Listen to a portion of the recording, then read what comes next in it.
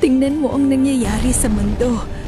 Ang rumors tungkol sa World War III, taggutom at natural na mga sakuna. Lahat ito ay nangangahulugan na ang mga propesiya sa Biblia ay isa-isang natutupad. Jesus ay babalik sa lalong madaling panahon. Huwag mong ipagpaliban ng iyong pagsisisi hanggang bukas dahil ang impyerno ay puno ng mga taong nag-aakalang mayroon pa silang bukas. Bukas, makikipagkasundo ako sa Diyos. Bukas, ititigil ko na ang sexual na imoralidad, ang pag-iinom, ang pagmumura, ang pagmamataas, ang pagsisinungaling. Ngunit hindi sinasabi ng Biblia na bukas. Sinasabi nitong ngayon ang araw ng kaligtasan.